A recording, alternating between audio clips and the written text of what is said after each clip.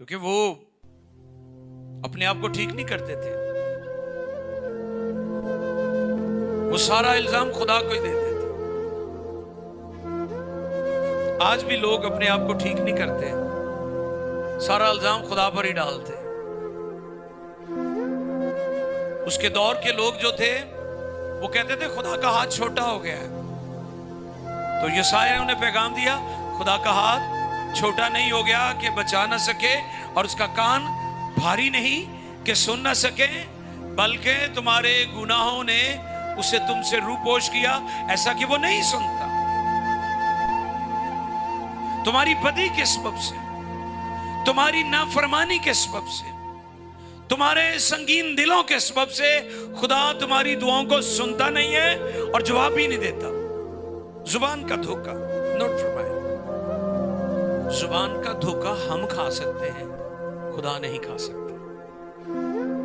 اکثر چکنی چوپڑی دل لبانے والی باتیں کر کے لوگ آپ کے ساتھ دھوکہ کر جاتے ہیں اور آپ ان کی باتوں میں آنا۔ اکثر جڑے باہر جانا چاہتے وہ اسی طرح دے قابو چاہتے ہیں، وہ ان کو ڈریمز دکھاتے ہیں، خواب دکھاتے ہیں، اور وہ بیچارے غریب لوگ ہوتے ہیں اور دھوکے میں آ جاتے ہیں۔ زبان کا دھوکہ ہم کھا سکتے، آپ کھا سکتے، خدا نہیں کھا سکتا، کیونکہ خدا کی نظر دل پر ہوتی ہے، خدا دل کو دیکھ رہا ہوتا ہے۔ زبان کا دھوکہ ہم کھا سکتے جی۔ یسایہ 59 باب ہے، اس کی 3 آیت، کیونکہ تمہارے ہاتھ خون سے اور تمہاری انگلیاں بدکرداری سے آلودہ ہیں جی، تمہارے لب جھوٹ بولتے جی، اور تمہاری زبان شرارت کی باتیں بکتی ہے۔ تھینک یو برادر۔ زبان کا دھوکہ ہم کھا سکتے ہیں، خدا نہیں کھا سکتا۔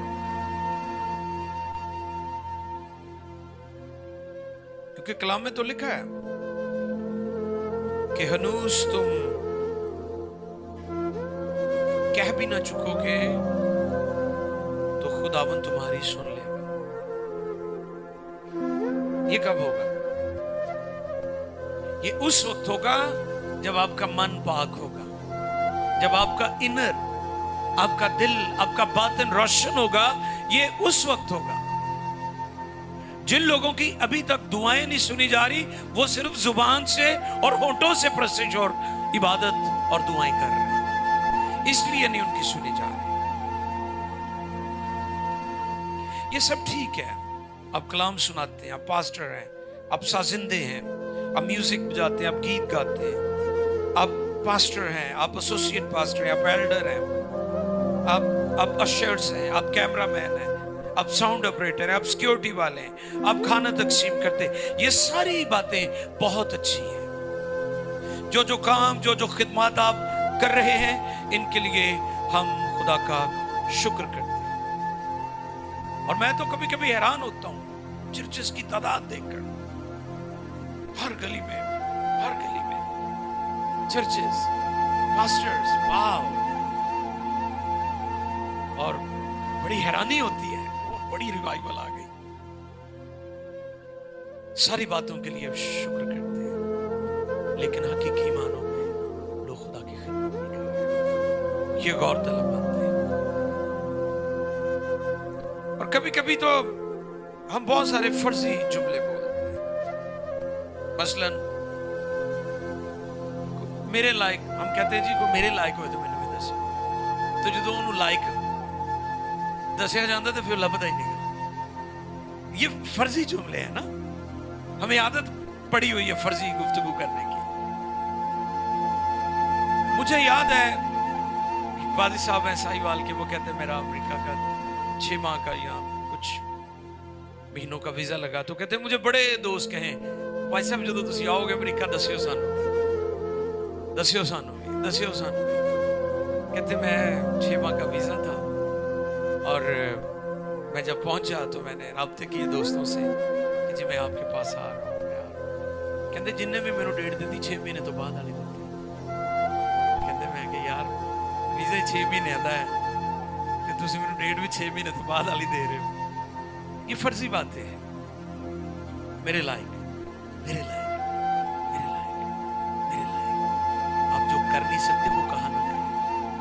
और पहले भी मैंने एक दिन बताया था कि खुशी में किसी के साथ प्रॉमिस ना करें।